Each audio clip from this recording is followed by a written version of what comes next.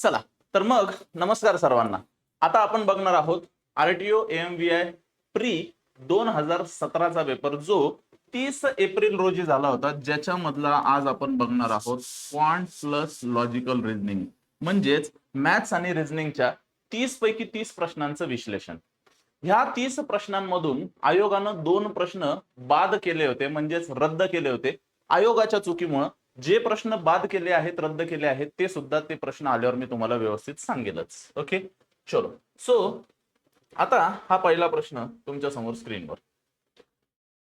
स्वतःची गाडी चालवत जाताना नोनीने तिचे 12 मित्रमैत्रिणी घरी जाण्यासाठी बस थांब्यावर वाट पाहत असलेले पाहिले. तिने त्यांच्यापैकी 5 जणांना त्यांच्या घरी सोडण्याचे कबूल केले. त्यातील एकू आणि मिकू यांना घरी जाताना दुसऱ्या दिवसाच्या कामाचे नियोजन करायचे होते. एकतर ते दोघे सामील होतील किंवा दोघे सामील होणार नाहीत असा त्यांनी निर्णय घेतला. नोनी बरोबर जाण्यासाठी 5 मित्रांची निवड करण्याचा मार्गांची संख्या दर्शवणारा पर्याय निवडा. आता हा जो प्रश्न आहे, हा प्रश्न परम्युटेशन कॉम्बिनेशनचा आहे. जर तुमचं परम्युटेशन कॉम्बिनेशन परफेक्ट असेल तर तुम्हाला हा प्रश्न समजायला जास्त जड जाणार नाही. तसंच हे 2017चा हा जो पेपर होता, मॉक पेपर होता बरं का. त्याच्यामुळे तुम्हाला प्रत्येक प्रश्न अगोदर व्हिडिओ पॉज करायचा, आधी स्वतः सॉल्व्ह करण्याचा प्रयत्न करायचा, नाही जमलं तर मग व्हिडिओ प्ले करायचा आणि सोल्युशन बघायचं. ओके, आता बघा, टोटल आहेत 12 लोक आहेत. त्यातनं त्यांना 5 लोकांना घेऊन जाण्याचं प्रॉमिस केलेलं आहे. पण 12 लोकांमधनं 5 लोकांना घेऊन जायचं म्हणतो तो, पण एकू आणि मिकू नावाचे जे 2 मित्र आहेत ते एकतर दोघं येतील नाही तर दोघं नाही येणार. मग समजा आपण पहिल्या पॉसिबिलिटीत काय करू, एकू आणि मिकू ह्या दोघांपैकी दोघं पण येतील, ही पहिली पॉसिबिलिटी.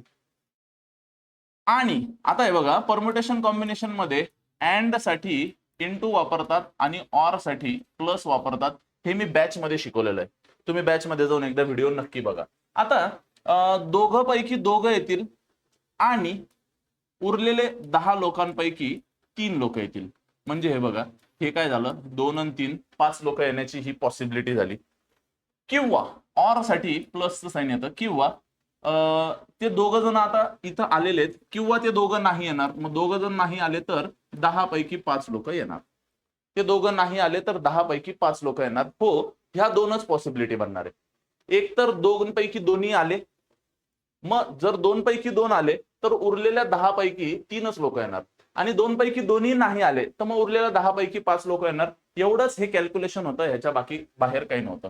2C2 म्हणजे 1 असतं, गुणिले 10C3 म्हणजे 10 गुणिले 9 गुणिले 8 आपण मध्ये 3 फॅक्टोरियल. मग 3 फॅक्टोरियल म्हणजे 3 गुणिले 2 गुणिले 1 प्लस 10 गुणिले 9 गुणिले 8 गुणिले 7 गुणिले 6 आपण मध्ये 5 फॅक्टोरियल म्हणजे 5 गुणिले 4 गुणिले 3 गुणिले 2 गुणिले 1. यस, एवढं हे कॅल्क्युलेशन आपल्याला करावं लागणार. आता 3 त्रिक 9 बे चौक 8, मग 4 त्रिक 12, 12 गुणिले 10 120 येतं. तसंच 5 दुने 10 ला हा 10 गेला, 3 9 येतं, 4 दुने 8 येतं, मग 3 दुने 6, 6 6 36, 36 गुणिले 7 252 येतं. मग 252 प्लस 120 372. 372 हो, पर्याय क्रमांक 1 हे आपलं करेक्ट आन्सर असणार. आता भरपूर लोकांच्या मनात असा प्रश्न येऊ शकतो की सर सर सर सर हा टॉपिक, हा प्रश्न येण्यासाठी आम्हाला कोणता टॉपिक क्लिअर करावा लागेल. तर ज्यांचं परमुटेशन अँड कॉम्बिनेशन हा टॉपिक व्यवस्थित आहे त्यांना हा प्रश्न समजायला जास्त जड जाणार नाही. ओके, चला कमेंट करून सांगा हा प्रश्न समजला का. Just yes or no. चला प्रत्येकानं कमेंट करून सांगा हा प्रश्न समजला का. Yes no.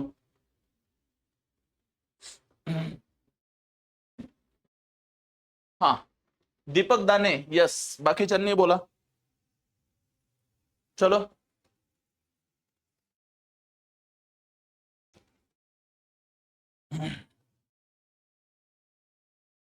Yes yes yes, okay okay okay. Next question. आता हा क्वेश्चन नंबर 2 आहे. ओके, क्वेश्चन नंबर 2 काय म्हणतो, चला लवकर लवकर लवकर लिंका सेंड करा मित्रमैत्रिणींना. The opposite side of a cube are painted with a red colour, yellow colour, green colour. आता ही साइड रेड न पेंट केली, ही साइड ग्रीन न पेंट केली, ही येलो. आता ह्याच्या अपोजिट वाली इकडची पण येलो आहे, हा रेड आहे तर इकडचा रेड आहे, हा ग्रीन आहे तर खालचा पण ग्रीन आहे, असा याचा अर्थ. It is then cut into 64 small cubes. आता तसं पाहायला गेलं तर हा 1 2 3 4 1 2 3 4 4x4 चा क्यूब आहे म्हणल्यावर 4 ची पॉवर 3 म्हणजे 64 तुकडे याचे होतात. Yes. How many cubes does not have any faces painted. आता कोणताच फेस पेंट नाही केलाय असे किती क्यूब आहे तिथं, हे त्याचं म्हणणं आहे. पहिली गोष्ट लॉजिकली समजून घ्या. आता लॉजिकली जर विचार केला, हे बघा आपण लॉजिकली विचार केला तर हा जो पोर्शन असणार आहे, हा ही जी क्यूबचा तुकडा आहे हा आपला रेड मध्ये कट होणार, ह्याच्या मागचा हा सुद्धा तुकडा रेड मध्ये कट होणार, हा जो तुकडा आहे येल्लो मध्ये कट होणार, इकडचा तुकडा पण येल्लो मध्ये कट होणार. म्हणल्यावर आता आपला हा वरचा थर ग्रीन मध्ये कट होणार आहे. ओके, मग आपल्याला फक्त हे एवढं उरलं. हा इकडचा थर येल्लो रेड मध्ये कट होणार, हा पण कट होणार, हा पण कट होणार, हा पण कट होणार. मग उरणार काय, फक्त हे मधलं 4च उरणार आहे. पण मग हे 4x4 असताना हे जे समोरचे 4 आहे, हे बघा आपल्याला एकूण 4 थर तयार होतात. त्यातला हा पहिला 4, दुसरा 4, तिसरा 4, शेवटचा 4. समोरचा 4 रेड मुळे कॅन्सल होतो, मागचा 4 सुद्धा रेड मुळे कॅन्सल होतो, मग मधले हे फक्त 8 उरलेले आहेत. त्यामुळं आपलं करेक्ट आन्सर इथं 8 आलं पाहिजे. ओके, ज्या लोकांना हे 8 कसं आलं हे लक्षात नसल आलं त्यांच्यासाठी n-2 चा क्यूब असा हा फॉर्म्युला असतो. हा 4x4 चा क्यूब आहे. सो 4-2 आपल्याला करावं लागेल त्याचा क्यूब. मग 2 चा क्यूब जर केलं तर 8 हे आपलं करेक्ट आन्सर होतं. Okay, good afternoon, good afternoon. पूर्ण पेपर खूप क्वालिटीवर का? येस. तर अशा पद्धतीने याचं 8 आन्सर येतं. तुम्ही वाटलंच तर ह्याचं आहे ना असा तुकडा करायचा बघा. पहिला तुकडा याचा कसा करायचा, ह्या इथून बघा, हा असा हा पहिला तुकडा कट करायचा म्हणजे ही साइड कट होऊन जाईल. त्याच्यानंतर हे तिकडचा तुकडा कट करायचा, मग मधली 2 वाली लाईन उरते ना रे, मग हे इकडचं पण कट होणार, इकडचं कट होणार, मग फक्त एवढंच उरणार आहे आपलं. मग हे वरचं पण कट होणार, खालचं कट होणार, मग मध्ये फक्त 2 2 2 2 असे उरणार आहेत. असा हा खेळ आहे. ओके, हा दुसराच प्रश्न आहे आताशी. यस. चला, आता हा जो प्रश्न आहे इंग्लिशमध्ये कम्फर्टेबल जे लोक नसतात इन्क्लुडिंग मी, त्यांच्यासाठी मराठीत सुद्धा हा प्रश्न आपण ठेवलेला आहे. ओके, चला आता ह्या प्रश्नासाठी आपण विचार काय करायचा. प्रश्न क्रमांक 3, वाचा. वाचाल तर वाचाल. यस. ओके, संशोधन डीएनए बाबतचे असो वा नवीन औषधांच्या परिणामांचा अभ्यास करून त्यांची मात्रा निश्चित करण्यासंबंधातील असो, प्रयोगशाळेत हे प्रयोग उंदरांवर केले जातात. गेले कित्येक वर्षे प्रयोग हे नर उंदरांवर केले जातात. नर उंदरांवर केलेल्या प्रयोगातून त्यांच्या संप्रेरकांवर होणाऱ्या नव्या औषधांच्या परिणामांचा अभ्यास करत स्त्रियांची संप्रेरक वेगळी असल्याने त्यांच्यावर वेगळे परिणाम होऊ शकतात हे विचारात घेतले नाही. ओके, स्त्रिया जेव्हा विज्ञान संशोधनात मोठ्या संख्येने सहभागी होऊ लागल्या व स्त्री जाणीवेतून संशोधनाचा विचार करू लागल्या, तेव्हा त्यांच्या लक्षात आले की प्रयोग करताना लिंग भेदाचा विचार करणे आवश्यक आहे, कारण स्त्री पुरुष त्याच्या शरीर रचनेत भेद आहेत. आता प्रयोगशाळेत नर व मादी उंदरांचा उपयोग केला जातो. वरील माहितीच्या आधारे तर्कसंगत भाष्य निवडायचे. ओके, मग आपल्याला इथं तर्कसंगत भाष्य निवडायचं आहे. ओके, चला चला चला. हा, मग ह्या केसमध्ये आपण हा पॅराग्राफ वाचला असं समजा. संप्रेरके वेगळे असल्यामुळे सर्व स्त्रियांना उचित वैद्यकीय उपचार पुरवायला हवेत. यस, संप्रेरके वेगळे आहेत ना, नरांवर वेगळा प्रयोग व्हायचा, मादीवर वेगळा त्याचे परिणाम व्हायचे, त्याच्यामुळे संप्रेरक ही वेगळी होती. दोघांचं, स्त्रियांचं संप्रेरक, पुरुषांचं संप्रेरक हे वेगळे असल्यामुळे स्त्रियांना उचित वैद्यकीय उपचार पुरवायला हवेत, 100% पुरवायला हवेत. सर्व स्त्रियांनी उपचारासाठी फक्त स्त्री डॉक्टरांशी सल्लामसलत करायला हवी. इथं मला हा शब्द खटकतोय, फक्त. फक्त स्त्रियांनी स्त्रियांकडेच का सल्लामसलत करावी? जर पुरुष हुशार असेल, त्यांच्या जे काही प्रॉब्लेमला योग्य सोल्युशन देण्यासाठी सक्षम असेल, तर पुरुषांकडे ते सल्लामसलत करू शकतात. त्यामुळे दुसरा चुकतो. स्त्रियांना उपचार देण्यासाठी सर्व वैद्यकीय व्यवहारकांनी त्यांचे औषधाच्या मात्रेचे ज्ञान अद्ययावत केले पाहिजे. एक्झॅक्टली, जो पुरुष जरी डॉक्टर असेल त्यांनीही औषधाचं व्यवस्थित ज्ञान मिळवणं गरजेचं आहे. हो, त्याच्यामुळं इथं तर्कसंगत भाष्य ए आणि सी आहे. ए आणि सी आहे म्हणजे पहिला आणि तिसरा आहे. सो ऑप्शन नंबर 3 म्हणायचं. Okay, yes. आता हा प्रश्न थोडासा जास्त क्वालिटी आहे. Okay, yes yes yes, eliminate method वापरायची. आता लक्ष द्या. हा, आता हा प्रश्न क्वालिटी आहे. भरपूर लोकांना काय वाटतं की सर हा प्रश्न आम्ही नेमकं कोणत्या टॉपिक मध्ये बघितला पाहिजे, तर अशा प्रकारचे प्रश्न आपल्याला रँकिंग अरेंजमेंट मध्ये बघायला मिळतील. हो, मग सर हे रँकिंग अरेंजमेंट मध्ये असे प्रश्न असतात, तर बघा, which is costlier than T. बर बर बर बर बर बर, हे सगळं झालं. आता थोडस इथं आहे ना, इंग्लिश मधला प्रश्न व्यवस्थित टाईप नाही झालेला आहे असं मला वाटतं. आपण मराठीला टार्गेट करू शकतो, किंवा ह्याच्यासाठी मी आपल्या टेलिग्राम चॅनलवर, ओके, टेलिग्राम चॅनलवर मी 2017ची पीडीएफ सुद्धा टाकलेली आहे बरं का. मग त्या पीडीएफ मध्ये तुम्ही इंग्लिशचं ट्रान्सलेशन व्यवस्थित बघू शकतात. ओके, वैष्णवीताई पी म्हणतायत, खरंच हे आहे का नाही आपण क्रॉस चेक करू. जाऊ द्या, इंग्लिशचं थोडंसं सुरुवातच चुकीच झाली तर आपण मराठीत बघू शकतो. डुअल लँग्वेजचा फायदा घ्यायचा. PQRS ही 5 जुलै यंत्रे आहेत. टी हे यंत्र वेगवान. बर, पहिला खेळताना इथं स्पीडचा दिलेला आहे. यस. अधिक वीज वाचवणारे, अधिक वीज वाचवणारे म्हणजे एनर्जी सेव्हर. यस, म्हणजे स्पीड बद्दल बोलतोय, एनर्जी सेव्हर बद्दल पण बोलतोय. ओके, आणि फायनली तो काय बोलतो इथं, चिपेस्ट वगैरे बोलतोय म्हणल्यावर कॉस्ट वर पण बोलतोय. म्हणजे एकाच प्रश्नात त्यानं 3 गोष्टींचा उल्लेख केलेला आहे. मग या 3 गोष्टींना व्यवस्थित टॅकल करणं गरजेचं. टी हे यंत्र आर पेक्षा वेगवान. बर, मग टी हे यंत्र आर पेक्षा वेगवान आहे, मग टी ची स्पीड आर पेक्षा जास्त आहे, व अधिक वीज वाचवणारे आहे. मग टी हे एनर्जी सेव्हर सुद्धा आर पेक्षा जास्त आहे. जे जे येतं दुसऱ्या व्यक्तीसाठी म्हणजे आर साठी, आर हे टी पेक्षा महाग आहे. बर, मग आर हे टी पेक्षा महाग आहे. हो, मग इथं वीज हे आर पासून प्रश्न चालू होतोय असा अर्थ आहे. पहिले एक ओळ स्किप झाली, तिथं हरकत नाही. ओके, नंतर P is a costlier than R. आता पी हा आर पेक्षा जास्त कॉस्टलियर आहे. And faster than Q. मग पी हा, okay okay, P is a faster than Q. बर, मग स्पीडच्या खेळमध्ये P is a faster than Q मी बाजूला लिहून ठेवतो. Okay, P is a faster than Q. Which येतं क्यू साठी, सेकंड पर्सन साठी, Q is a more energy saver than T. मग क्यू हा टी पेक्षा जास्त एनर्जी सेव्ह करतो.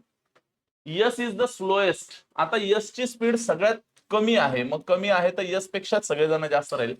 अँड चिपेस्ट, यस हा सगळ्यात चिपेस्ट सुद्धा आहे, तर यस पेक्षा सगळेजण जास्त महाग राहतील. But is the most energy saver.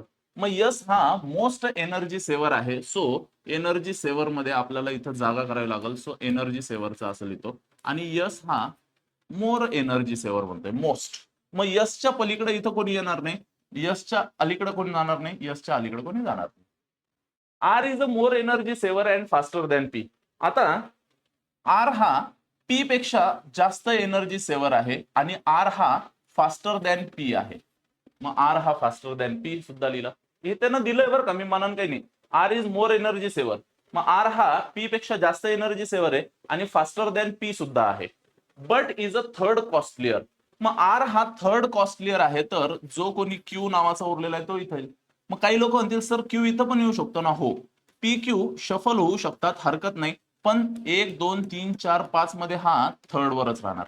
1 2 3 4 5 मध्ये हा असाच राहणार. ठीक आहे, बर बर बर. आता उरलेला कोण आहे, उरलेला कोण आहे, फक्त क्यूचा खेळ उरलाय, जो की पी पेक्षा क्यू कमी ना आहे. मग पी पेक्षा क्यू कमी आहे, 1 2 3 4 5. दॅट्स इट, विषय संपला. सो अशी आपली इथं डायग्राम बनते. डायग्राम तरी बनली.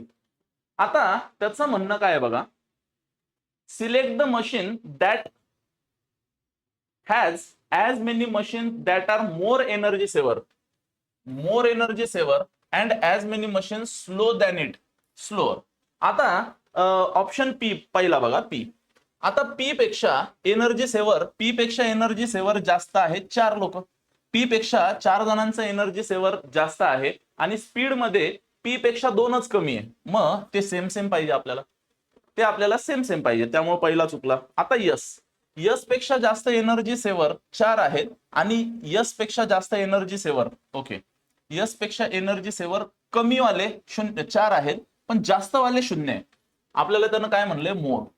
मग यस पेक्षा जास्त 0 आहे एनर्जी वाचवणारे, तसंच स्लोअर कोण आहे, यस पेक्षा कमी वाले पण 0 आहे. मग इथं हे जुळून येत आहे, इथं हे जुळून येत आहे. आता आरचा जर विचार केला, आर पेक्षा जास्त 3 एनर्जी सेवर आहेत आणि आर पेक्षा 3 जणांची स्पीड कमी आहे, इथं हे सुद्धा जुळून आलं. मग आता क्यू चा विचार करू, क्यू पेक्षा जास्त एकाच एनर्जी स्पीड आहे, एनर्जी सेवर आहे आणि क्यू पेक्षा कमी सुद्धा एकाची एनर्जी सेवर आहे, मग क्यू सुद्धा जुळून येतोय. आता भरपूर लोकांना इथं प्रश्न येतो, सर यस पण बरोबर आहे, आर पण बरोबर आहे, आर आणि क्यू पण बरोबर आहे, मग आपण इथं योग्य उत्तर काय द्यायचं? इथं योग्य उत्तर आपण ऑप्शन नंबर 4 द्यायचं. सर 4 का द्यायचा, दुसरा तिसरा का चुकला? कारण की इथं म्हणतो फक्त यस, फक्त यस कस काय, फक्त आर आणि क्यू सुद्धा बरोबर आहेत ना रे, मग फक्त ह्या शब्दामुळे हा चुकला, फक्त शब्दामुळे हा चुकला. इथं ओनली आर अँड क्यू नाही म्हणलं, बोथ आर क्यू म्हणलं, बोथ आर क्यू म्हणलं. आपल्याला काय आहे ना, हे बघा, आपल्याला घरच्यांनी करीना, कैटरीना, आलिया, दीपिका 4 ऑप्शन दिलेले आहेत.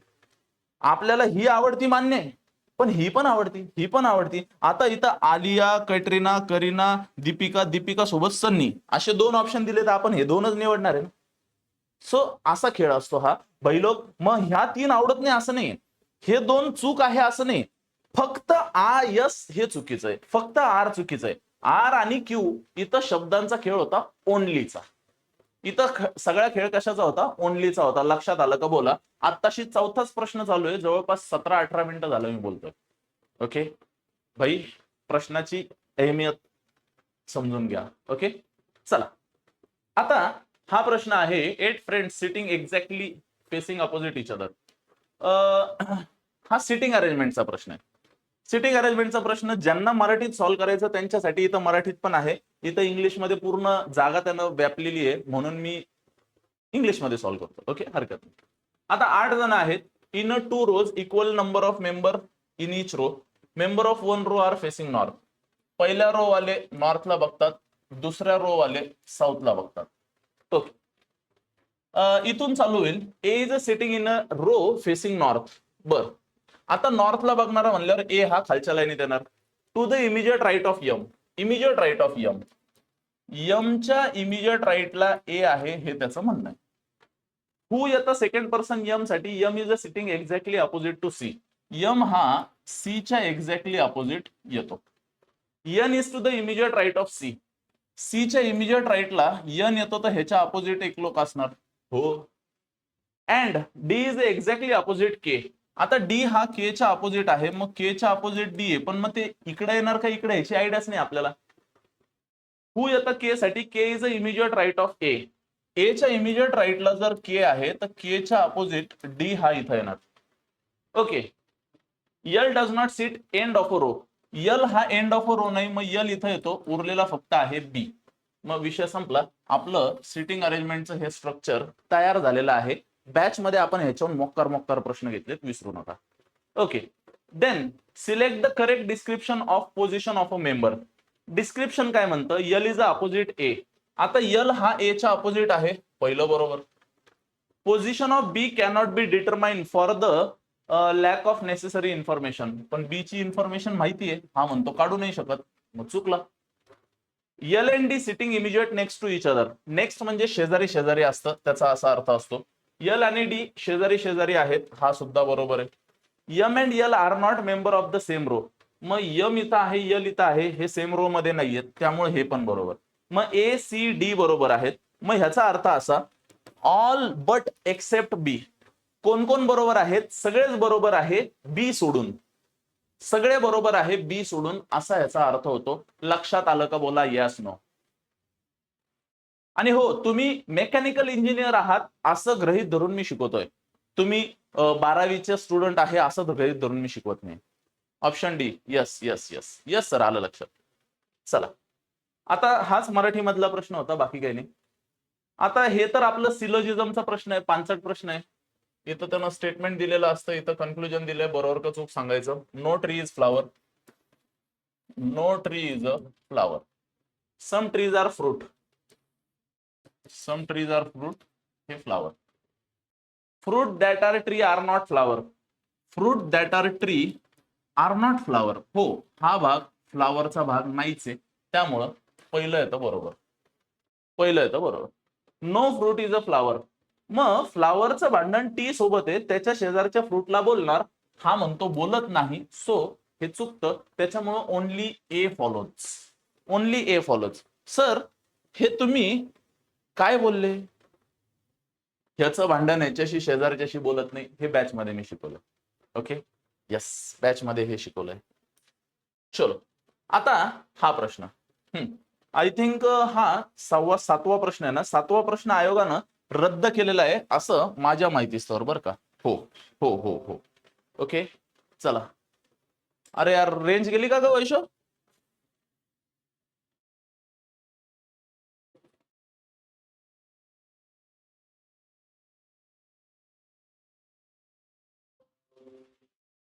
हा, चला क्लिअर करे, दिसतंय का?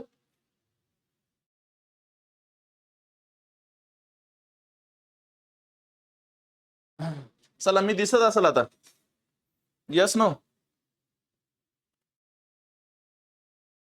हा हा, बफरिंग झालं होतं, पण मी दिसत असेल आता. हो हो, दिसतोय. आता हा प्रश्न आयोगानं रद्द केला होता, बरं का. हा प्रश्न आयोगानं रद्द केला होता, कॅन्सल केला होता. सो मी हा प्रश्न ट्राय सुद्धा केला नाही. ओके, जे आहे ते आहे, हा प्रश्न आयोगानं रद्द केला. 2, 9, 28 क्वेश्चन मार्क, 126, 217, 344 क्वेश्चन मार्कच्या जागेवर काय येणार, तर हा क्यूब प्लस 1 चा खेळ आहे. सर क्यूब प्लस 1 म्हणजे काय? हा 1 चा क्यूब 1 प्लस 1 2, 2 चा क्यूब 8 प्लस 1 9, 3 चा क्यूब 27 प्लस 1 28, 4 चा क्यूब 64 प्लस 1 65. म्हणजे हा सगळा खेळ. ओके, दीपक म्हणतात सर तो प्रश्न आयोगानं कॅन्सल का केला? तिथं काही प्रिंटिंग मिस्टेक असेल किंवा तो प्रश्न चुकीचा असेल म्हणून मागचा प्रश्न आयोगानं कॅन्सल केलाय. ओके, चलो.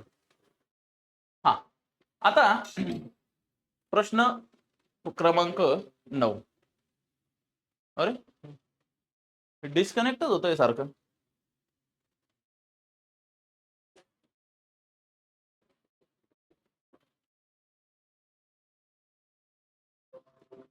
झालं कनेक्ट.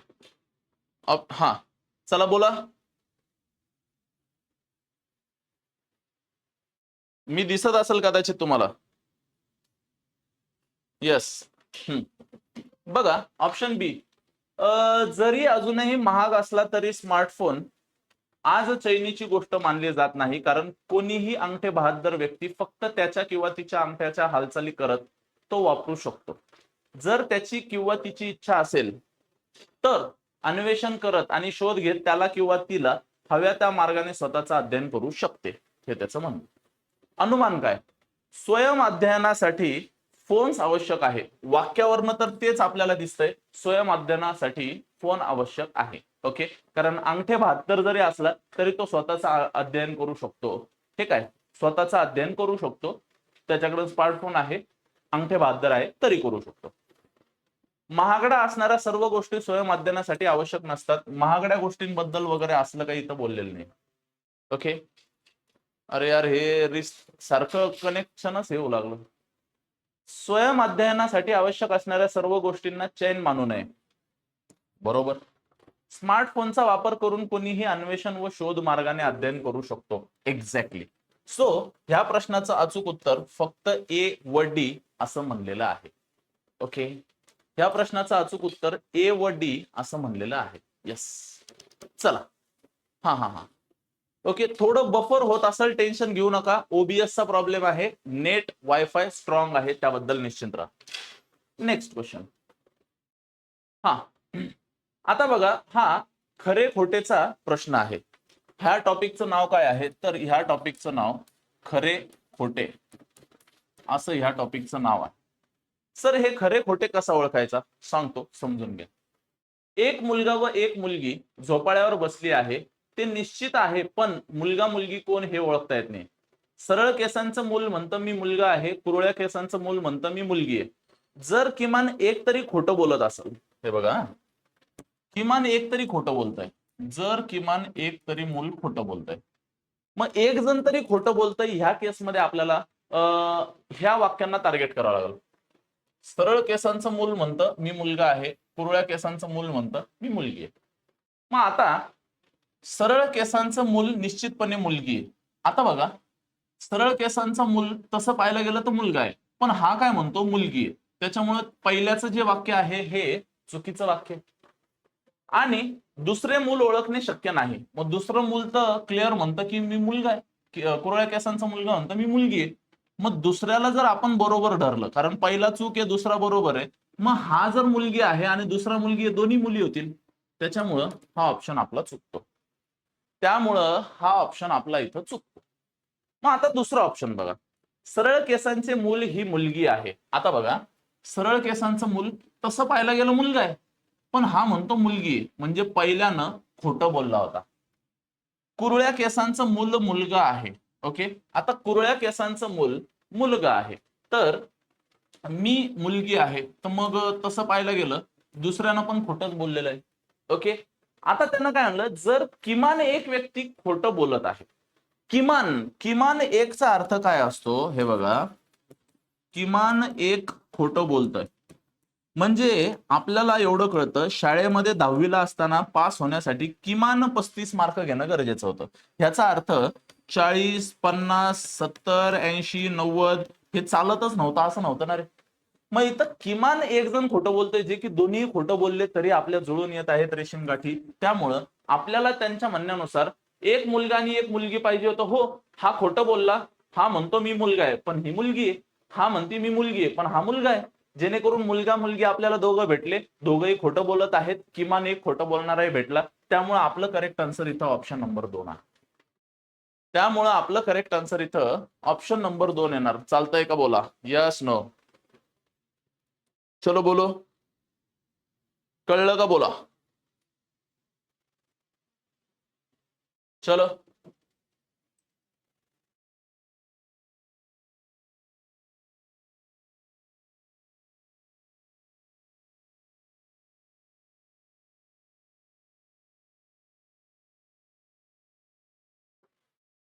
नेटची रेंजच गेली.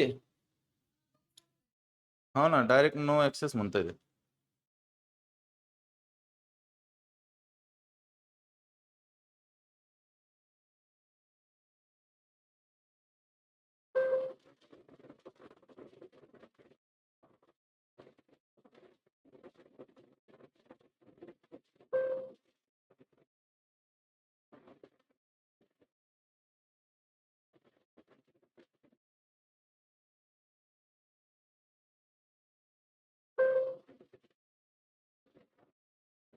चलो,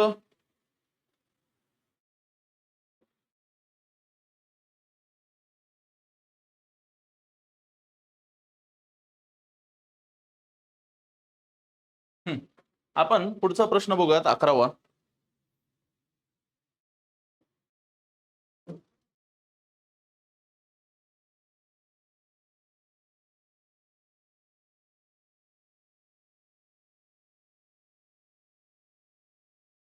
चलो, हरकत नाही. मी रेकॉर्डेड व्हिडिओ हा टाकून देईल. ओके, लाईव्ह लेक्चर मध्ये गेम झाला मला मान्य आहे. हा रेकॉर्डेड व्हिडिओ आपण टाकूया तिथं.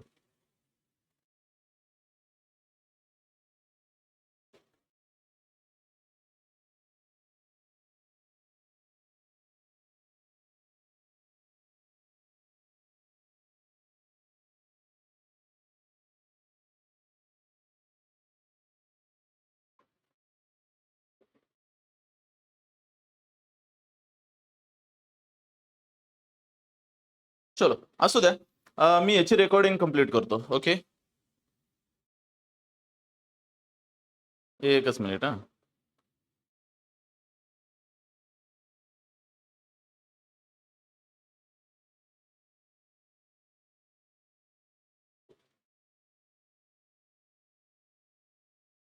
चला, हा प्रश्न तर मी एक्सप्लेन करेलच, 11वा लगेच. फक्त लाईव्ह बॅच मध्ये मी एकदा अनाउन्समेंट करतो.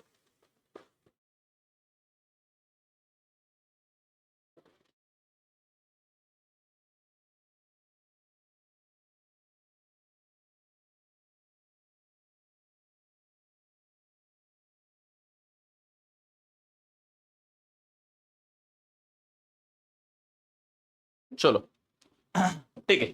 आता बाकीच्यांनी लक्ष द्या तोपर्यंत.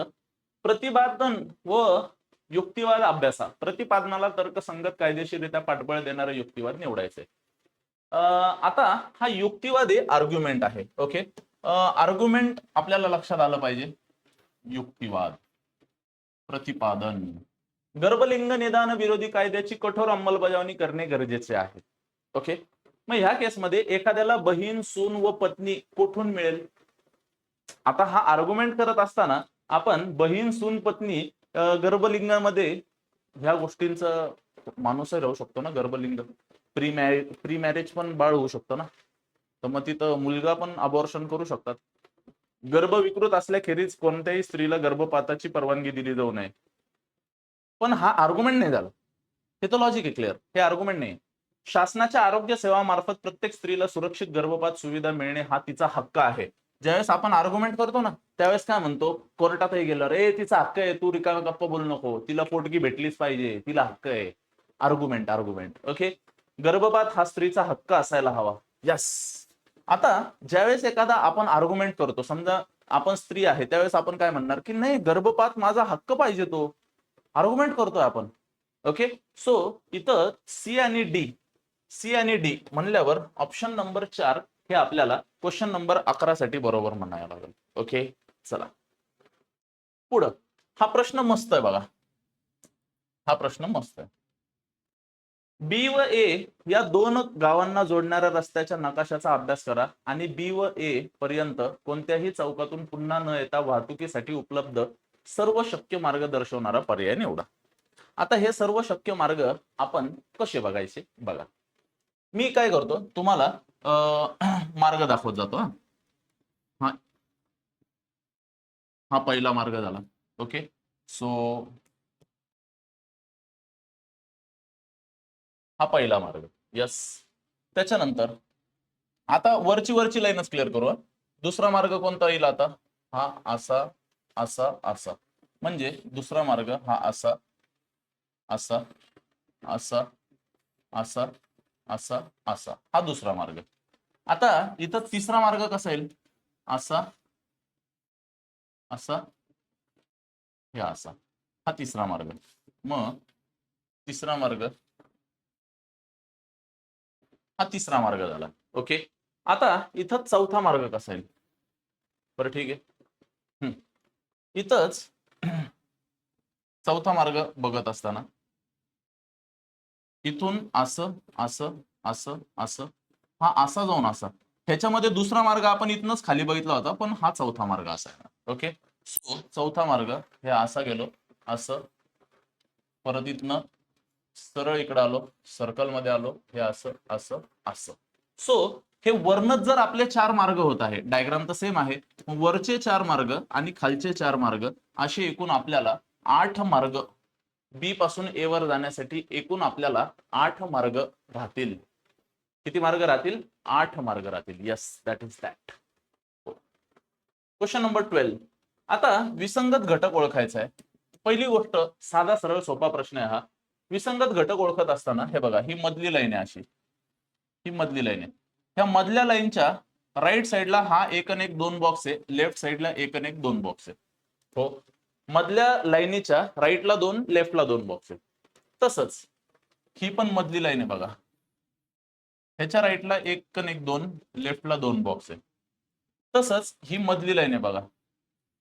ओके, ह्याच्यावर हे 2 आणि खाली हे 2 बॉक्स आहे.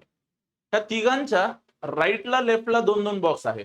पण ह्याच्यामध्ये टोटल 1 2 3 तीनच लाईन आहेत. आता ह्या प्रश्नात काय होतं बघा, 1 2 हा 3 आणि हा 4 अशा 4 लाईनी येत आहेत. त्यामुळे हाच विसंगत घटक आहे.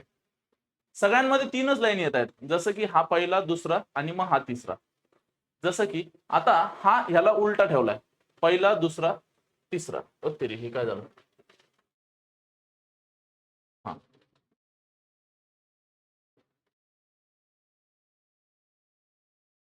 चलो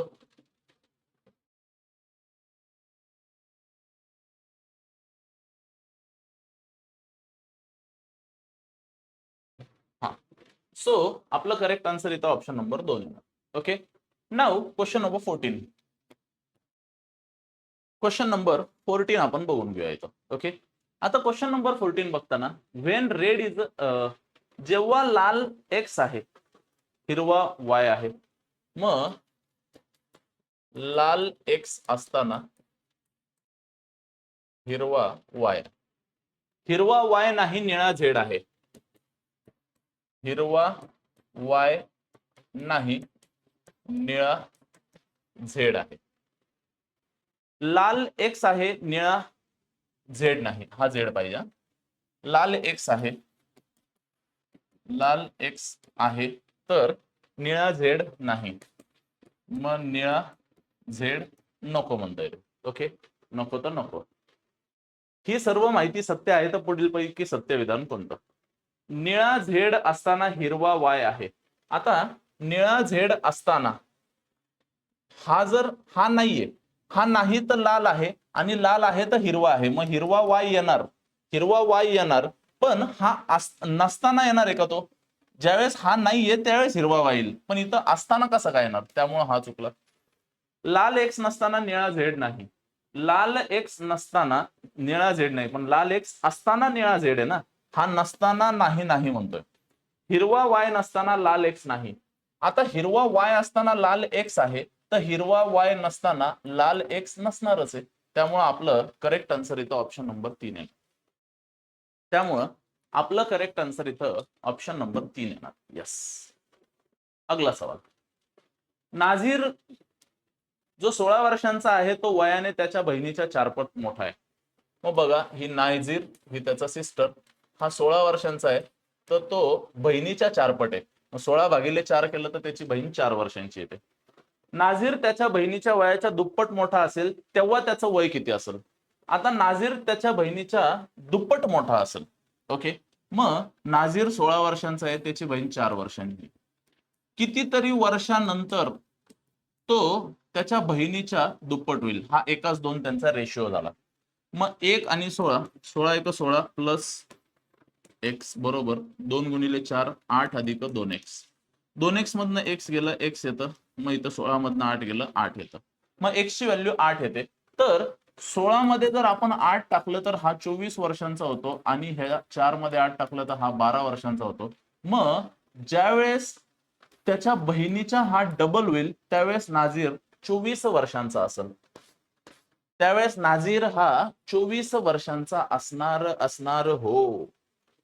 हो हो 24 वर्षांचा असणार.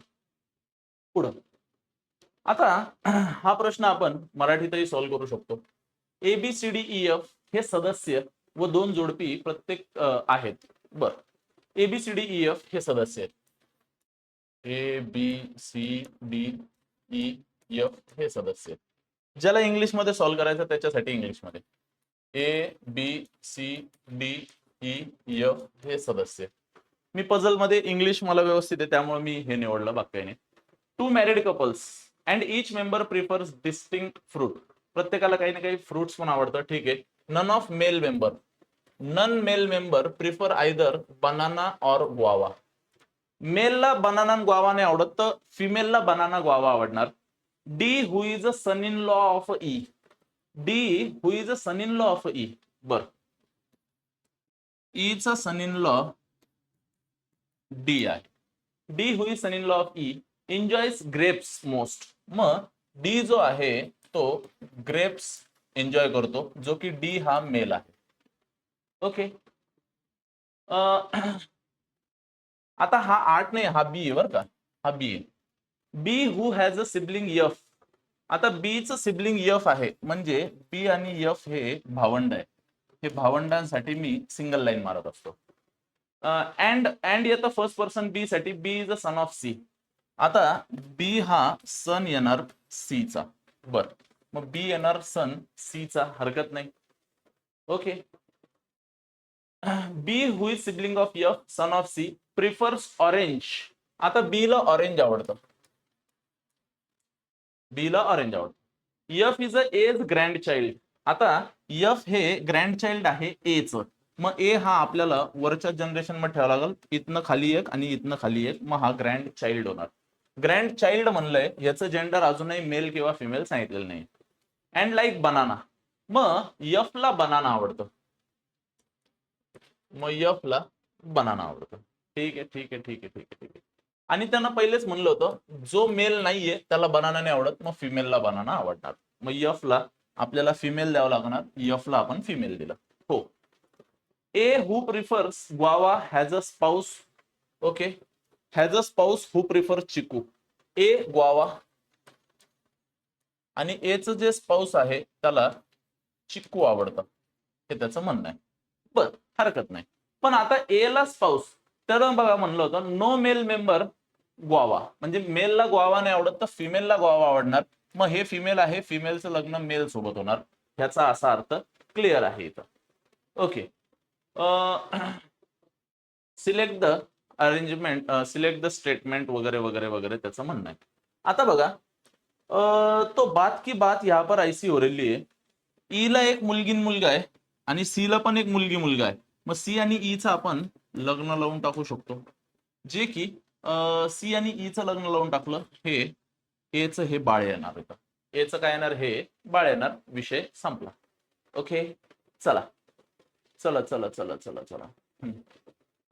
आता ए चा जो जोडीदार आहे त्याला चिक्कू आवडतो. ए चा जोडीदार ए बी सी. बर. ई ला एक मुलगी मुलगा. हा, थोडस इथं गेम झाला. हे बघा, ई ला एक मुलगी आहे, तिचा नवरा डी आहे. मग तो ई आपल्याला इथं ठेवावा लागेल. ई ची जी मुलगी आहे सी ठेवावा लागणार आणि तिचा नवरा आपल्याला डी ठेवावा लागणार. मग ई हा मेल येणार आणि ई ला चिक्कू आवडणार. मग उरलेला जो सी आहे त्याला पाइनएप्पल आवडणार आणि सी हे फिमेल येणार. अशा पद्धतीने हा आपला पूर्ण ब्लड रिलेशन पण सॉल्व्ह करून झालंय आणि पझल सुद्धा सॉल्व्ह करून झाली आहे. हो, तुम्ही मेकॅनिकल इंजिनियर्स आहात. ओके. सो आता त्याचा प्रश्न आहे, ठीक आहे, select statement from following set which are not true. Not true. बर. आता कोणतं चुकीचं आहे हे आपल्याला इथनं शोधायचं आहे आणि चुकीचं आपण इथं शोधू शकतो. ओके. हा. Information is not sufficient to ascertain C's preference of a fruit. पण सीचं प्रिफरन्स आपल्याला भेटतंय. हा म्हणतो नॉट सफिशियंट आहे. मग हा चुकीचा आहे. मग हा चुकीचा आहे तर आपल्याला नॉट ट्रूच काढायचा आहे. मग नॉट ट्रू काढायचं म्हणल्यावर ए ऑप्शन रेसमध्ये आहे, म्हणजे बरोबर आहे. आपल्याला नॉट ट्रू, हा पण नॉट ट्रू आहे. नॉट सफिशियंट, असं कसं नॉट सफिशियंट, आम्ही तर काढलं. C is a daughter of A E. A E ची डॉटर सी आहे, हे बरोबर आहे. आम्हाला चुकीचं पाहिजे, आम्हाला नॉट ट्रू पाहिजे, त्यामुळे हा चुकला. D is a father of F. आता डी हा एफ चा फादर आहे, मान्य आहे. But person F is not sister of B. आता एफ ही बी ची सिस्टर नाही, पण ही तर सिस्टर आहे. मग ही सिस्टर आहे, हे तर बरोबर आहे. हा म्हणतो सिस्टर नाहीये, मग हा चुकीचा आहे आणि आपल्याला नॉट ट्रू म्हणजे चुकीचे शोधायचे. त्यामुळे ए आणि सी हे दोन चुकीचे आहे. सो आपण याचा आन्सर लिहायचं option number 3, all but except B. सगळेच्या सगळे चुकीचे आहे बी सोडून, असा याचा अर्थ होतो. ओके. Yes yes yes. प्रश्न मॉक्कर आहे. पुढं हा मराठीमध्ये ट्रान्सलेटेड प्रश्न आहे, बाकी काही नाही. आता हा प्रश्न लॉजिकल तुम्ही तुमच्या हिशोबानं मराठीच्या अभ्यासावरनं काढू शकतात. वाक्य संप्रदाय म्हणतोय हा, तर्कसंगत वाक्य संप्रदाय. वारंवार पाणी दिले नाही व काळजीपूर्वक देखरेख नसली तरी कोरफड सहज फोफावते. तरी कोरफड सहज फोफावते असणाऱ्या परंतु बागकामात रस असणाऱ्यांसाठी कोरफडी कदाचित उत्तम ठरते. त्यामुळे कामात व्यग्र. ओके. सो इथं फोफावते हा आपला खरा शब्द पाहिजे. ओके. इथं थोडस मी तुम्हाला हे सांगतो, एक मिनिट. हा, इथं प्रश्न क्रमांक 67 ना.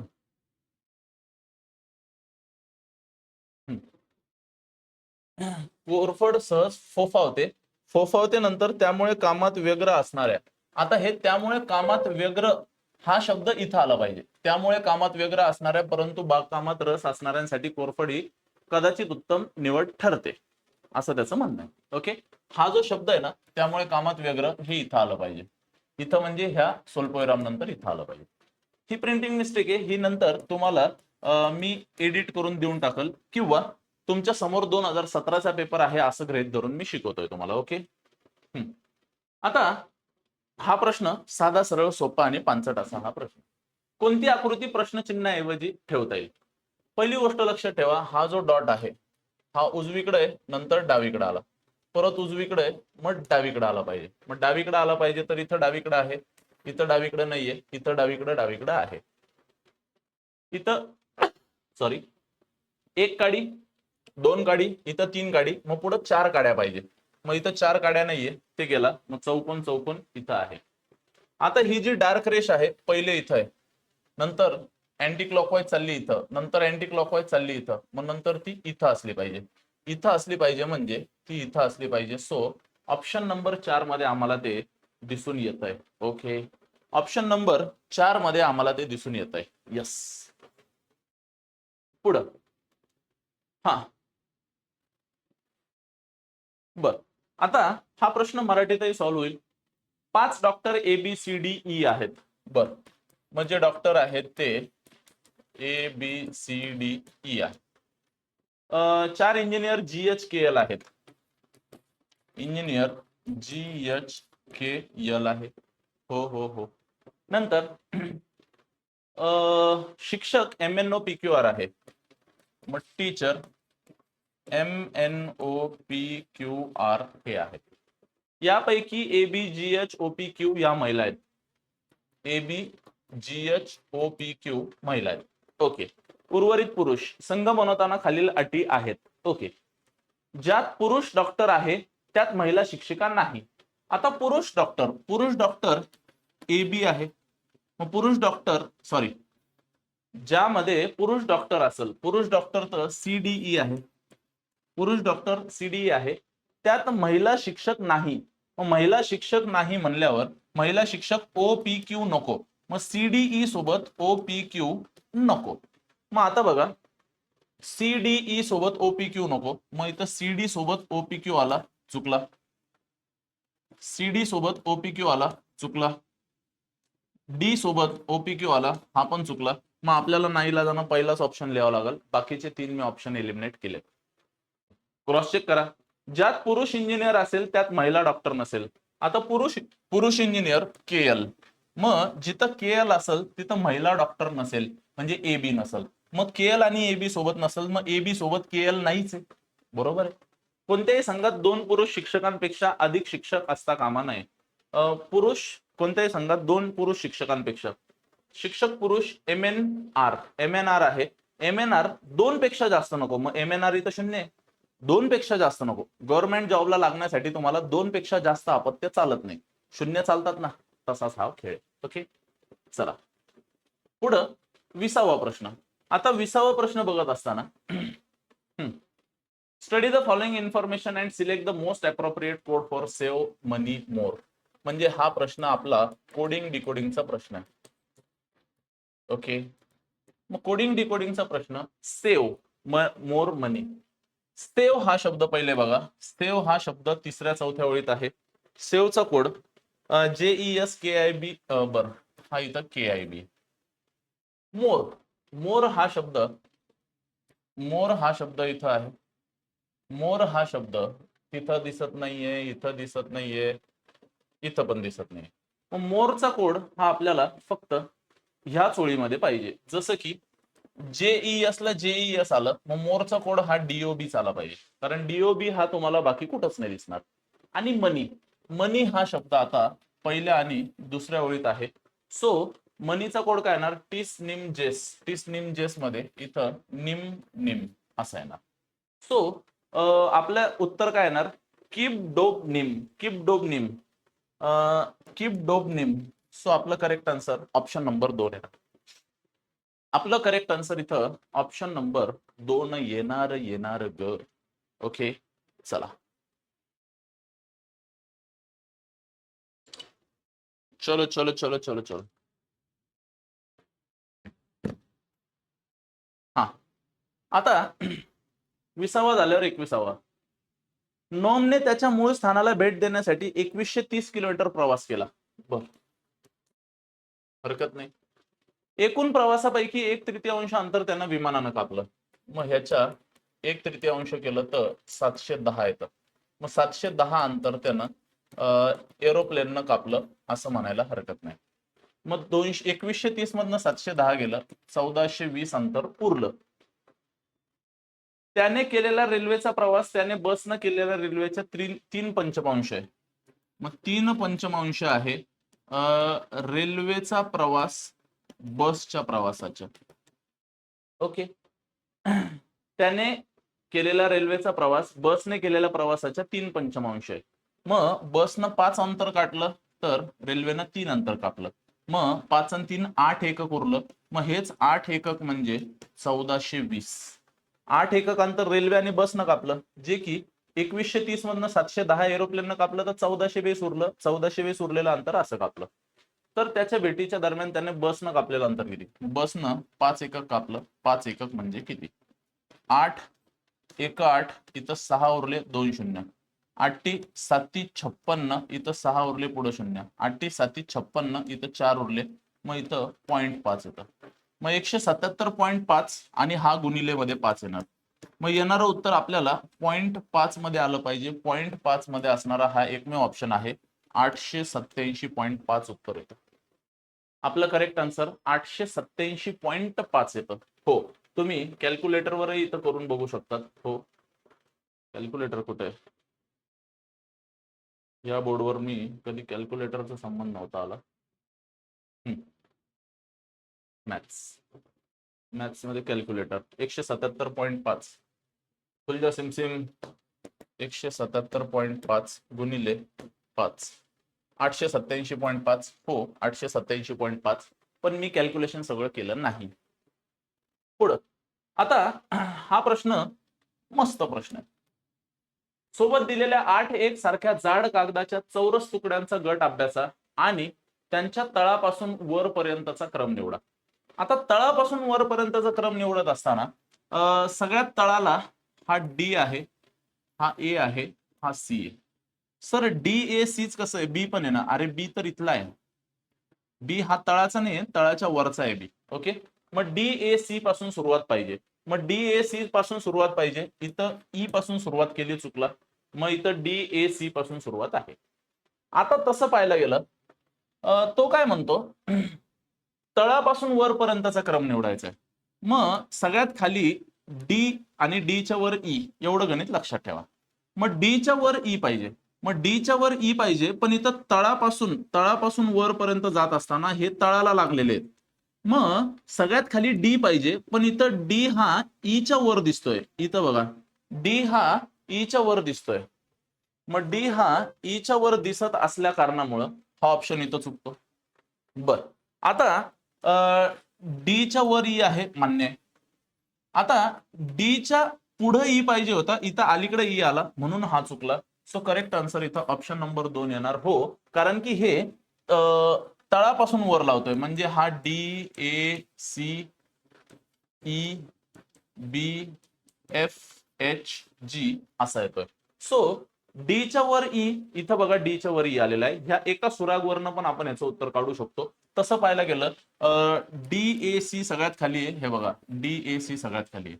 आता ह्या दुसऱ्या लाईनीत ई आणि बी होता, दुसऱ्या लाईनीत ई आणि बी होता, हे ई बी पण आहे. तिसऱ्या वरच्या लाईनीत एफ एच जी होता, एफ एच जी होता. हो, अशाही या जुळून आल्या रेशीम गाठी. अशाही या जुळून आल्या रेशीम गाठी. पुढं हा प्रश्न सुद्धा आयोगानं रद्द केला होता. आयोगानं हा प्रश्न कॅन्सल केला होता. ह्या सेशनच्या सुरुवातीलाच मी तुम्हाला म्हणलं होतं की 2 प्रश्न आयोगानं रद्द केले. ते दोन्ही प्रश्न मी तुम्हाला सांगितले. आता ह्या प्रश्नामध्ये एवढं भयंकर कन्फ्युजन आहे. ओके, कन्फ्युजन ह्या प्रश्नामध्ये असं आहे, मी महाराष्ट्रातल्या कमीत कमी 5 टीचर्सला हा प्रश्न विचारला. हो, कारण काय ना, कोणताही विषय हा एवढा सखोल असतो ना, जसं की गणित तज्ञ रामानुजन जे आहेत ना, ते सुद्धा गणितामध्ये 100% नव्हते. त्याच्या पलीकडे पण गणित मोठं आहे. तसं आम्ही गणित बुद्धिमत्ताचे शिक्षक जरी असलो तरी तुमच्या परीक्षेला जे प्रश्न येतात त्या लेवलचे शिक्षक आहोत. आता तुम्ही कोणतंही रॉकेट सायन्स बनवून गणित आणशाल आणि म्हणशाल सर इस्रो मध्ये तुमचं गणित लावा, तेवढे सक्षम आम्ही नाही. हा प्रश्न कुठेतरी स्ट्रक होत होता. मी कमीत कमी महाराष्ट्रातल्या 5 टीचर्सला विचारला, 5च्या 5ही टीचर्सला हा प्रश्न आला नाही. ओके, आणि महाराष्ट्रातले हे सगळे दिग्गज आहेत बरं का, हे कोणालाच आला नाही. फक्त ह्याच्यामध्ये 2 ऑप्शन एलिमिनेट आपण करू शकतो. जसं की आता बघा, हा कसा आहे, खालचा ह्या टोकाला आहे, मग त्याच्यानंतर हा क्लॉकवाईज फिरताना इकडे आला बघा, हो, परत क्लॉकवाईज फिरताना इथं, यस, म्हणजे हे जे आहे बाण क्लॉकवाईज फिरत आहे. मग बाण क्लॉकवाईज फिरतंय तर हा टोक इथं आहे, त्याच्यानंतर क्लॉकवाईज फिरताना इथं आला पाहिजे, यस, नंतर क्लॉकवाईज फिरताना इथं आला पाहिजे, हो, मग इथं जो आहे तो इथं आला पाहिजे. मग इथं आहे, इथं नाहीये, इथं नाहीये, बस. ए आणि सी मध्ये कन्फ्युजनच आहे. पण आयोगानं याचं उत्तर ऑप्शन नंबर 3 दिलेलं आहे. मी इथं ऑप्शन नंबर 3 टिक करतो. हे मी महाराष्ट्रातल्या टॉप 5 टीचर्सला विचारलेलं आहे. टॉप 5च्या 5ही सरांनी याचं उत्तर दिलं नाही. ओके, जे आहे ते आहे, सीधी बात नो बकवास. चला 25. आता हा प्रश्न तुम्ही मराठीतला गृहीत धरा, कुठला गृहीत धराच्या मायला. ओके, विधानाला पुष्टी देणारा पर्याय निश्चित करायचा आहे. विडमेन फ्रान्स यांनी निश्चित केलेल्या वैज्ञानिक नियमानुसार साधारणपणे जे पदार्थ चांगले वीज वाहक आहेत ते चांगले उष्णता वाहकही असतात, हे आपण क्रमिक पुस्तकातून शिकलो आहोत. येस, मग अशा प्रश्नांना सॉल्व्ह करत असताना तुम्हालाही माहितीये किती अभ्यास केला असे प्रश्न आले तरच बरोबर येतात, नाही तर राम भरोसे होऊन जातात. ओके, सो ह्या प्रश्नाचं उत्तर जास्त तापमानाला ते सामान्य धातूंप्रमाणे उत्तम वीज वाहक व उष्णता वाहक असतो. याचा अर्थ तो विशिष्ट तापमानानुसार धातू अधातू गुणविशेष दाखवतो. डी आणि ई दोन्ही आवश्यक. 25चं उत्तर पर्याय क्रमांक 2 येणार. काय येणार? पर्याय क्रमांक 2 येणार. हो, हा 26वा प्रश्न भारी आहे, मस्त आहे. जेव्हा मालक काही इच्छा करतो तेव्हा त्याच्या जाजूचा आयताकृती कापडाचा तुकडा लांबीकडून 1/2 ने आटतो आणि रुंदीकडून 1/3 ने आटतो. मग 3 इच्छा पूर्ण केल्यानंतर त्याचं क्षेत्र 4 सेंटीमीटर, 4 वर्ग सेंटीमीटर झालं. आता आयताचं क्षेत्रफळ हे लांबी गुणिले रुंदी असतं. ओके, मग area of rectangle length into breadth. Okay, याला विड्थ पण म्हणू शकता, इथं विड्थ दिलेलं आहे त्यामुळे. सो त्याची लेंथ 1/2 न कमी होते, विड्थ 1/3 न कमी होते. ओके, आता 3 राऊंड नंतर 4 सेंटीमीटर स्क्वेअर उरलं. मग आता ह्याची जी लेंथ आहे ही 1/2 न कमी होते, पण 1/2 न कमी किती वेळा होते? 3 वेळा कमी होते. मग ह्याचा मी क्यूबच करतो, किंवा मग तुम्ही असं करा, लेंथ ही यल आहे ना, पहिले L/2 उरली, परत ह्याचं L/2 उरली, परत L/2 उरली, निम्म निम्म निम्मच झालं ना रे. मग ह्याला सॉल्व्ह केल्यानंतर आपल्याला काय भेटणार? ह्याला सॉल्व्ह केल्यावर आपल्याला ओके, मग आपल्याला इथं मिळणार आहे, ओके, हा L/8 उरणार आहे. किती उरणार आहे? हा L/8, कारण Lच्या डिवायडेड बाय 2 L/2, परत डिवायडेड बाय 2 L/2, असाच हा खेळ होत जाणार आहे. ओके, मग जी लेंथ असणार आहे ही 1/2 जी होत आहे, ही जी लेंथ आहे ही 1/2 होत आहे, ती 3 वेळा जर करायचं म्हणलं तर ती 1/8 होत आहे, असा याचा अर्थ. आणि जी विड्थ आहे, विड्थ जी आहे ती ती ती ओके, विड्थचा काय खेळ आहे तोही बघून घेऊया आपण. हा, विड्थ तर त्यांना 9 सेंटीमीटर दिलेली आहे. ओके, विड्थ ही 9 सेंटीमीटर दिली आहे, पण ती 1/3 न कमी होती. मग 1/3 न कमी होती तर 3 वेळा म्हणल्यावर 1/27 होते, जे की 9च्या 1/27 म्हणजे 1/3 होते ती, म्हणजे ही 1/3 होते आणि ही 1/8 होती. ओके, मग आता area of a rectangle length into breadth नुसार लेंथ ह्याची लेंथ असणार आहे 1/8 आणि ब्रेड्थ असणार आहे 1/3 आणि त्याचा एरिया 4 असणार आहे. तर त्यांना तेच विचारलंय, देन ओरिजिनल लेंथ विचारली. मग ओरिजिनल लेंथ काढताना 8 त्रिक 24, 24 चोक 96, मग त्याची जी ओरिजिनल लेंथ आहे ही 96 असणार आहे, बाकी काही नाही. ओके, तुम्ही बघा ना, आता त्याची लेंथ जर आपण 96 घेतली, ह्याला तुम्ही ऑप्शन नुसार पण प्रश्न सॉल्व्ह करू शकत होते. जर तुम्ही ह्याची लेंथ 96 घेतली असती, ती 1/2 न कमी होती, मग ही 48 होणार. परत 1/2 न कमी होती, मग ही 24 होणार. परत 1/2 न कमी होती, ही 12 होणार. हो हो हो हो, असा हा खेळ असतो. तसंच ही जी लेंथ आहे ही 9 विड्थ होती बरं का, ऑप्शन नुसार जरी गेलो तरी. विड्थ 1/3 न कमी केली, 9चं 1/3 न कमी केली 3 उरतं, 3चं 1/3 न कमी केलं 1 उरतं, आणि 1चं 1/3 न कमी केलं हे असं उरतं. मग लेंथ इंटू ब्रेड, लेंथ आता उरली 12, ब्रेड म्हणजेच विड्थ, विड्थ उरली 1/3, मग ह्याला कट केलं तर उरतं फक्त 4, विषय संपतो. उरतं फक्त 4, विषय संपतो. हो हो हो, ओके, चलो, असा हा खेळ असतो. येस. हा हा प्रश्न भारी आहे, प्रश्न क्रमांक 27. आता फक्त 27, 28, 29, 30 एवढे 4 प्रश्न राहिलेत. ओके, बघूयात आपण.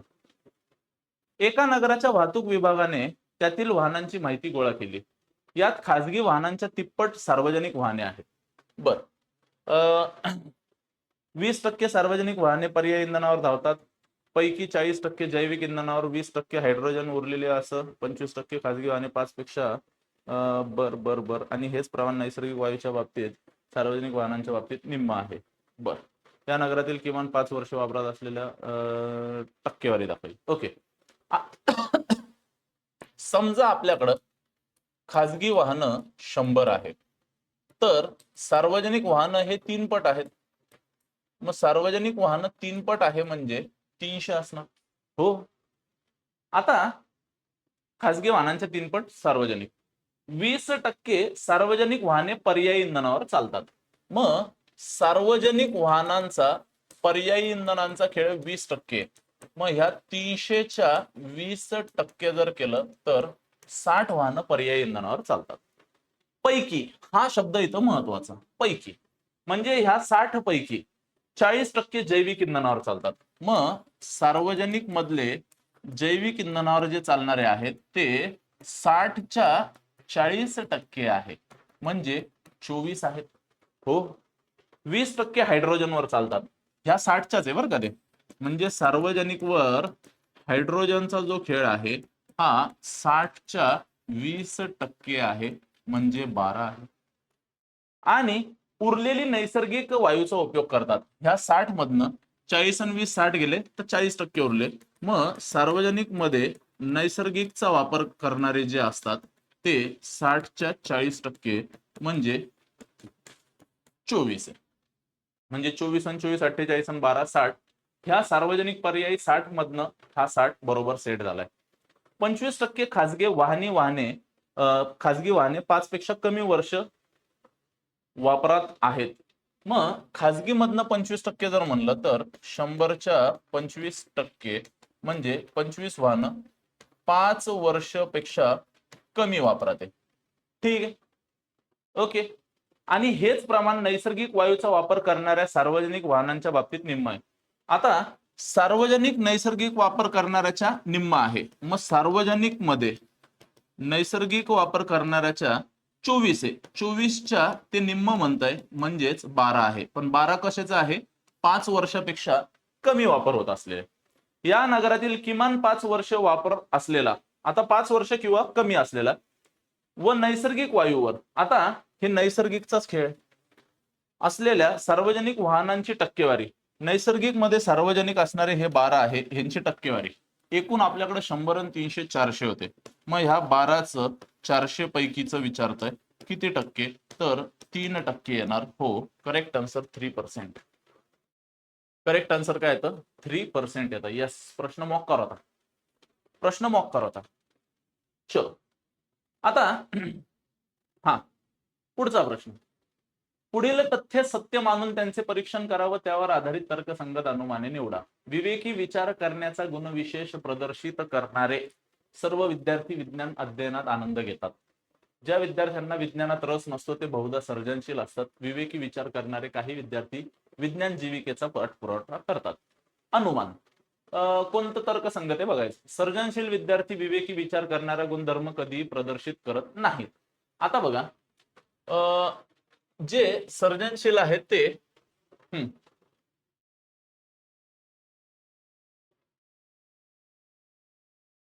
इथं काय म्हणलंय, विवेकी विचार करणाऱ्यांचा गुणविशेष प्रदर्शित करणारे सर्व विद्यार्थी आनंद घेतात. ज्या विद्यार्थ्यांना विज्ञानात रस नसतो ते बहुधा सर्जनशील असतात. मग ज्यांना विज्ञानात रस नसतो ते सर्जनशील असतात असं त्याचं म्हणणं आहे. जे की सर्जनशील विद्यार्थी विवेकी विचार करण्याचा गुणधर्म, मग विवेकी विचारवाले तर आनंद घेतात, हा म्हणतो प्रदर्शित करत नाही, मग हा चुकला. सर्जनशील विचार हे बहुधा वैज्ञानिक होऊ शकत नाहीत. ज्या विद्यार्थ्यांना विज्ञानात रस नसतो ते बहुधा सर्जनशील असतात. बहुधा जनरली म्हणलंय, जनरली. हा डायरेक्ट म्हणतो सर्जनशील हे बहुधा वैज्ञानिक होऊ शकत नाहीत. मग वैज्ञानिक नाही होऊ शकत असा काय संबंध आहे भाई?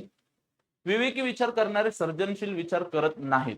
ओके, आता ज्या विद्यार्थ्यांना विज्ञानात रस नसतो ते सर्जनशील असतात. मग विवेकी विचार करणारे सर्जनशील विचार करत नाहीत हे चुकतं इथं.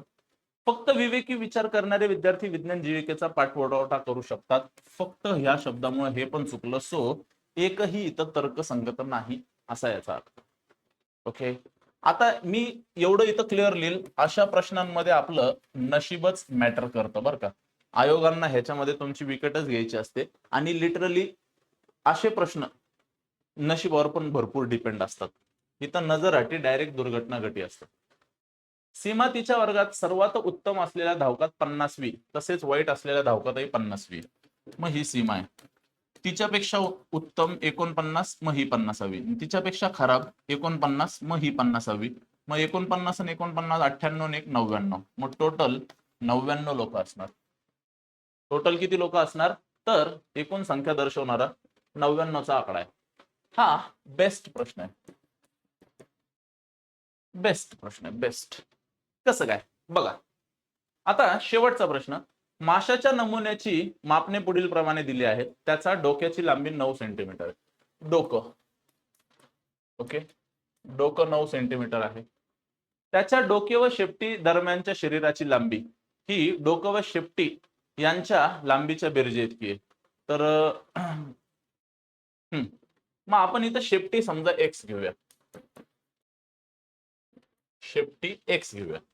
तर त्याचं हे बघा, हे इथं डोकं, हे इथं शेपूट आणि त्याच्या मधला जो भाग असणार आहे त्याच्याबद्दल बोलतोय.